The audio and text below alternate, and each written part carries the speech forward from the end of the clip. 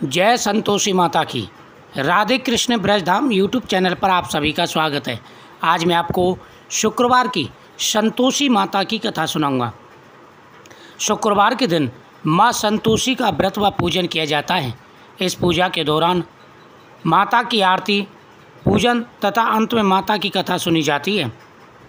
माता की पूजा करने के बाद में हाथ में पुष्प लेकर के इस कथा का श्रवण करें।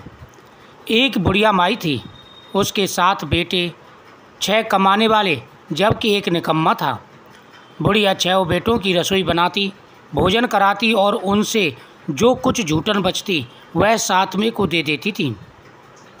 एक दिन वह पत्नी से बोला, देखो मेरी माँ को मुझ पर कितना प्रेम है। वह बोली, क्यों नहीं, सबका झूठा जो तुमको खिलाती हैं। वह बोला, ऐसा नहीं हो सकता, मैं जब तक आंखों से न देख लूँ मान नहीं सकता। बहू हंसकर बोली, देख लोगे तब तो मानोगे। कुछ दिन बाद त्योहार आया। घर में 7 प्रकार के भोजन और चूरमे के लड्डू बने। वह जांचने को सिर दुखने का बहाना कर पतला वस्त्र सिर पर ओढ़े रसोई में सो गया। वह कपड़ों में से सब कुछ देख रहा था। 6 भाई भोजन करने आए। उसने देखा माँ ने उनके लिए सुंदर आसन बिछा, नाना प्रकार की रसोई परोसी और आग्रह करके उन्हें जमाया। वह सब देख रहा था। 6 भोजन करके उठे तब माँ ने उनकी झूठी थालियों में से लड्डुओं के टुकड़े उठाकर एक लड्डू बनाया। झूठन साफ कर बुढ़िया माँ ने उसे पुकारा, बेटा 6 भाई भोजन कर गए, अब तू ही बाकी है, अब उठ और भोजन कर। वह कहने लगा, माँ मुझे भोजन नहीं करना, मैं परदेश जा रहा हूँ। माँ ने कहा, कल जाना हो सो आज ही चला जा। वह बोला, हाँ माँ आज ही जा रहा हूँ। यह कहकर घर से निकला। चलते समय पत्नी की याद आई। वह गौशाला में कंडे उपले थाप रही थी। वहाँ जाकर के बोला, हम जामे परदेश को आवेंगे कुछ काल, तुम रहियो संतोष से धर्म अपनो पाल। बहू बोली, जाओ पिया आनंद से हमारो सोच हटाए, राम भरोसे हम रहे ईश्वर तुम्हें सहाय। 2 निशानी आपन देव धरु में धीर, सुध मत विसारियो, सुध हमारी मत विसारियो, रखियो मन गंभीर। वह बोला, मेरे पास कुछ नहीं, यह अंगूठी है, सो ले और अपनी कुछ निशानी दे। वह बोली, मेरे पास क्या है, यह गोबर से भरा हाथ है। यह कहकर उसकी पीठ पर गोबर की थाप मार दी। वह चल दिया। चलते चलते दूर देश पहुंचा। वहाँ एक साहूकार की दुकान थी। वहाँ जाकर कहने लगा, भाई मुझे नौकरी रख लो। साहूकार को ज़रूरत ही, बोला रह जा। लड़के ने पूछा, तनख्वाह क्या दोगे। साहूकार ने कहा, काम देखकर दाम मिलेंगे। साहूकार की नौकरी मिली। वह सवेरे 7 बजे से 10 बजे तक नौकरी में जाने लगा। कुछ दिनों में दुकान का सारा लेन देन, हिसाब किताब, ग्राहकों को माल बेचना, सारा काम करने लगा। साहूकार के 7-8 नौकर थे, वे सब चक्कर खाने लगे। ये तो बहुत होशियार बन गया। सेठ ने भी काम देखा और 3 महीने में उसे आधे मुनाफे का हिस्सेदार बना लिया। वह कुछ वर्ष में ही नामी सेठ बन गया और मालिक का सारा कारोबार संभाल लिया। मालिक सारा कारोबार उस पर छोड़ करके दूर चला गया।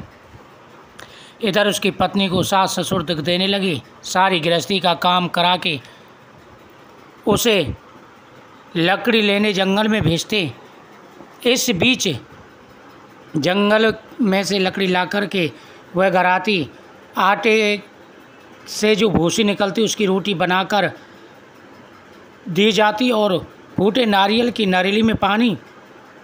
एक दिन वह लकड़ी लेने जा रही थी। रास्ते में बहुत सी स्त्रियाँ संतोषी माता का पूजन कर रही थीं। वह वहाँ खड़ी हो गई और कथा सुनने लगी और पूछा, बहनों तुम किस देवता का पूजन करती हो और इसके करने से क्या फल मिलता है। यदि तुम इस व्रत का विधान मुझे समझा कर कहोगे तो मैं भी तुम्हारा बड़ा एहसान मानूंगी। तब उनमें से एक स्त्री बोली, सुनो, यह संतोषी माता का व्रत है। इसके करने से निर्धनता, दरिद्रता का नाश होता है और जो कुछ मन में हो सब संतोषी माता की कृपा से पूरी होती हैं। तब उनमें से एक स्त्री बोली, मैं तुम्हें व्रत की विधि बताती हूँ, ध्यान से सुनो। वह भक्तनी स्त्री बोली, 1.25 आने का गुड़ चना लेना, इच्छा तो 5.25 आने का या फिर 1.25 रुपये का सहूलियत के अनुसार लेना और श्रद्धा व प्रेम से जितना भी बन पड़े सबाया लेना। प्रत्येक शुक्रवार को निहार रहकर कथा सुनना, इसके बीच क्रम टूटे नहीं, लगातार नियम पालन करना। सुनने वाला कोई ना मिले तो घी का दीपक जलाकर उसके आगे जल के पात्र को रखकर कथा कहना, जब कार्य सिद्ध न हो नियम का पालन करना और कार्य सिद्ध हो जाने पर व्रत का उद्यापन करना। यदि किसी के ग्रह खोटे हों तो भी माता वर्ष भर में कार्य सिद्ध करती है। फल सिद्ध होने पर उद्यापन करना चाहिए, बीच में नहीं। उद्यापन में 2.5 सेर आटे का खाजा तथा इसी परिणाम से खीर तथा चने का साग करना। 8 लड़कों को भोजन कराना, जहाँ तक मिले देवर जेठ भाई बंधु के लेना, ना मिले तो रिश्तेदारों और पास पड़ोसियों को बुलाना, उन्हें भोजन करा यथाशक्ति दक्षिणा देना। नियम पूरा करना, उस दिन घर में कोई भी खटियाई न खाए, इस बात का विशेष रूप से ध्यान रखना। रास्ते में लकड़ी के बोझ को बेच दिया और उन पैसों से गुड़ चना ले माता के व्रत की तैयारी कर आगे चली और सामने मंदिर देखकर पूछने लगी, यह मंदिर किसका है? सब कहने लगे संतोषी माता का है। यह सुनकर माता के मंदिर में जाकर चरणों में लौटने लगी। दीन हो विनती करने लगी, माँ मैं निपट अज्ञानी हूँ, व्रत के कुछ नियम नहीं जानती, मैं दुखी हूँ। हे माता जग जननी मेरा दुख दूर करो, मैं तुम्हारी शरण में हूँ। माता को दया आई। शुक्रवार बीता कि दूसरे शुक्रवार को उसके पति का पत्र आया और तीसरे शुक्रवार को भेजा हुआ पैसा भी आ गया।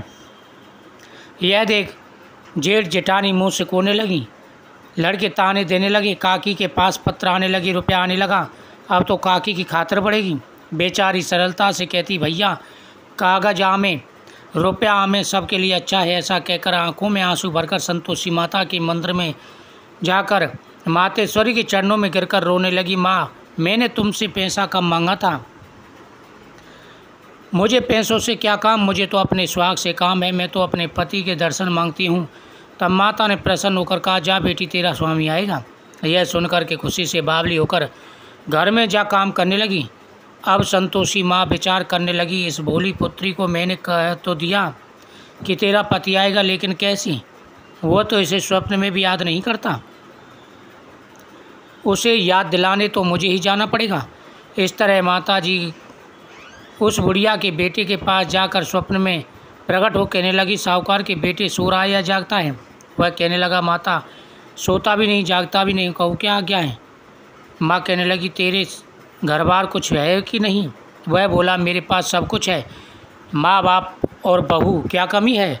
वह बोली, भोले पुत्र तेरी बहू घोर कष्ट उठा रही है, तेरे माँ बाप उसे परेशान कर रहे हैं, वह तेरे लिए तरस रही है, तू उसकी सुध ले। वह बोला, हाँ माँ ये तो मालूम है, परंतु कैसे जाऊँ?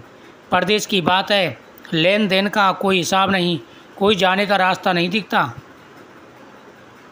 माँ कहने लगी, मेरी बात मान, सवेरे नहा धोकर संतोषी माता का नाम ले, घी का दीपक जलाकर दंडवत कर दुकान पर बैठ जाना। देखते देखते सारा लेन देन चुक जाएगा, जमा माल बिक जाएगा, सांझ होते होते धन का ढेर लग जाएगा। अब वह नहा धोकर संतोषी माता को दंडवत कर घी का दीपक जलाकर दुकान पर जा बैठा। थोड़ी देर में देने वाले रुपया दे गए, लेने वाले हिसाब ले गए। कोटे में भरे सामान के खरीदार नगद दाम देने लगे, सौदा करने लगे। शाम तक धन का ढेर लग गया। मन में माता के नाम ले चमत्कार देख प्रसन्न हो घर जाने के वास्ते गहने कपड़ा सामान खरीदने लगा। यहाँ काम से निपट तुरंत घर को रवाना हुआ। उधर उसकी पत्नी जंगल में लकड़ी लेने जाती, लौटते वक्त माताजी के मंदिर में विश्राम करती। वह तो उसके प्रतिदिन रुकने का जो स्थान ठहरा। धूल उड़ती देख वह माता से पूछती, हे माता यह धूल कैसे उड़ रही है? माता कहती है, हे पुत्री तेरा पति आ रहा है, अब तू ऐसा करना, लकड़ियों के 3 बोझ ले, एक नदी के किनारे रख, दूसरा मेरे मंदिर पर और तीसरा अपने सिर पर। तेरे पति को सूखी लकड़ियों का गट्ठर देखकर मुँह पैदा होगा, वह यहाँ रुकेगा, नाश्ता पानी खाकर माँ से मिलने जाएगा। तब तू लकड़ियों का बोझ उठाकर जाना और चौक में गट्ठर डालकर जोर से आवाज़ लगाना, लो सासू जी लकड़ियों का गट्ठर लो, भूसी की रोटी दो, नारियल के खेपड़े में पानी दो, आज मेहमान कौन आया है? माता जी से बहुत अच्छा कहकर प्रसन्न हो मन से लकड़ियों के 3 गट्ठर बनाई, नदी के किनारे रखा, दूसरा माता के मंदिर और तीसरा उसने सिर पर रखा। इतने में मुसाफिर आ पहुँचा। सूखी लकड़ियों का गट्ठर देख उसकी इच्छा उत्पन्न हुई कि हम यहीं पर विश्राम करें और भोजन बनाकर खा पी कर गाँव जाएँ। इसी तरह रुककर भोजन बना विश्राम करके गांव को गया। सबसे प्रेम से मिला, उसी समय सिर पर लकड़ियों का गट्ठर लिए वो उतावली सी आती, लकड़ियों का भारी बोझ आंगन में जोर से डालकर आवाज़ देती, लो माँ सासू जी लकड़ियों का गट्ठर लो, भूसी की रोटी दो, आज कौन मेहमान आया है। यह सुनकर उसकी सास बाहर आकर दिए हुए कष्टों को बुलाती हुई कहती है, बहू ऐसा क्यों कहती है, तेरा मालिक ही तो आया है, आ बैठ, मीठा भात खा, भोजन कर, कपड़े गहने पहन। उसकी आवाज़ सुनकर उसका पति बाहर आया, अंगूठी देख व्याकुल हो जाता है। माँ से पूछता है, माँ ये कौन है। माँ बोली, बेटा ये तेरी बहू है, जब से तू गया है तब से सारे गांव में भटकती फिरती है, घर का कोई काम काज नहीं करती, खा कर के सो जाती है। वह बोला, ठीक है माँ, मैंने इसे भी देखा, तो मैं भी अब दूसरे घर की ताली दो, उसमें रहूँगा। माँ बोली, ठीक है, जैसी तेरी मर्जी। तब वह दूसरे मकान की तीसरी मंजिल का कमरा खोल सारा सामान जमाया। एक दिन में राजा के महल जैसा ठाट-बाट हो गया। अब क्या था, बहू सुख भोगने लगी। इतने में शुक्रवार आया। उसने पति से कहा, मुझे उस संतोषी माता की व्रत का उद्यापन करना है। पति बोला, खुशी से कर लो। वह उद्यापन की तैयारी करने लगी। जेठानी के लड़कों को भोजन के लिए कहने लगी। उन्होंने मंजूर किया, परंतु पीछे से जेठानी ने अपने बच्चों को सिखाया, देखो भोजन के समय खटाई मांगना, जिससे उसका उद्यापन पूरा ना होगा। लड़के जिमने आए, जी खीर खाना पेट भर खाया, परंतु बाद में खाते कहने लगे, हमें खटाई दो, खीर खाना हमको नहीं भाता, देखकर रुचि होती है। वह कहने लगी, भाई खटाई किसी को नहीं दी जाएगी, यह तो संतोषी माता का प्रसाद है। लड़के उठ खड़े हुए, बोले, पैसा लाओ। बोली, बहू कुछ नहीं जानती, उन्हें पैसे दे दिए। लड़के उसी समय हट करके इमली खटाई ले खाने लगे। यह देख करके बहू पर माताजी ने कोप किया। राजा के दूत उसके पति को पकड़ ले गए। जेठ जेठानी मनमाने वचन कहने लगी, लूट लूट कर धन इकट्ठा कर लाया था, अब सब मालूम पड़ जाएगा, जेल की हवा खाएगा। रोते ही माता के मंदिर गई, कहने लगी, हे माता तुमने क्या किया, हंसाकर रुला दिया। माता बोली, बेटी तूने उद्यापन करके मेरा व्रत भंग किया है। वह कहने लगी, माता मैंने कुछ अपराध किया है, मैंने तो भूल से लड़कों को पैसे दिए थे, मुझे क्षमा करें, मैं फिर तुम्हारा उद्यापन करूंगी। वह कहती हैं, अब भूल नहीं होगी, आप बतलाओ वे कैसे आएंगे। माँ बोली, जा पुत्री, तेरा पति रास्ते में आता मिलेगा। वह निकली, राह में पति मिल गया। वह पूछी, कहाँ गए थे। वह कहने लगा, इतना धन जो कमाया था उसका टैक्स राजा ने मांगा था, वह भरने गया था। वह प्रसन्न बोली, भला हुआ, अब घर को चलो। कुछ दिन बाद फिर शुक्रवार आया। वह बोली, मुझे फिर माता का उद्यापन करना है। पति ने कहा, करो। फिर जेठ के लड़कों को भोजन करने को कहने गई। जेठानी ने एक दो बातें सुनी और सब लड़कों को सिखाने लगी, तुम लोग पहले की तरह खटाई मांगना। लड़के भोजन से पहले कहने लगे, हमें खीर नहीं खानी, हमारा जी बिगड़ता है, कुछ खटाई दो। वह बोली, खटाई किसी को नहीं मिलेगी, आना हो तो आओ। वह ब्राह्मण के लड़के लाकर भोजन कराने लगी तथा यथाशक्ति दक्षिणा की जगह एक एक फल उन्हें पकड़ा दिया। संतोषी माता प्रसन्न हो गई। माता की कृपा होते ही 9वें महीने में उसके चंद्रमा के समान पुत्र पैदा हुआ। पुत्र को पाकर प्रतिदिन माताजी के मंदिर जाने लगे। माँ ने सोचा, ये रोज़ आती है, आज क्यों ना इसकी घर चलूं। यह विचार कर माता ने भयानक रुख बनाया। गुड़ चने से सना मुख, ऊपर सूंड के समान होठ, उस पर मक्खियाँ भिनभिना रही थीं। दहली पर पैर रखते उसकी सास चिल्लाई, देखो रे, कोई चुड़ैल डाकिन आ रही है, लड़के इसे भगाओ नहीं तो किसी को खा जाएगी। लड़के भगाने लगे, चिल्लाकर खिड़की बंद करने लगे। बहू अनुसंधान से देख रही थी, प्रशंसा से पगली बंद चिल्लाने लगी, आज मेरी माताजी मेरे घर आई हैं। वह बच्चे को दूध पीने से हटाती हुई, इतने में सास का क्रोध फट पड़ा। बोली, क्या उतावली सी भागी जा रही है, बच्चे को पटक दिया। इतने में माँ के प्रताप से लड़के ही लड़के नजर आने लगे। वह बोली, माँ जिसका मैं व्रत करती हूँ यह संतोषी माता है। सब ने माताजी के चरण पकड़ लिए और विनती करने लगे, हे माता, हम मूर्ख हैं, अज्ञानी हैं, तुम्हारे व्रत की विधि हम नहीं जानते, व्रत भंग कर हमने बड़ा अपराध किया है, जगमाता आप हमारा अपराध क्षमा करो। इस प्रकार माता प्रसन्न हुई। बहू को प्रसन्न हो, जैसा फल दिया वैसा माता सबको देना। इस कथा के पढ़ने सुनने से सभी की मनोकामना पूरी होती हैं। कथा सुनने के बाद में सभी को प्रसाद वितरण करें। जय संतोषी माता की।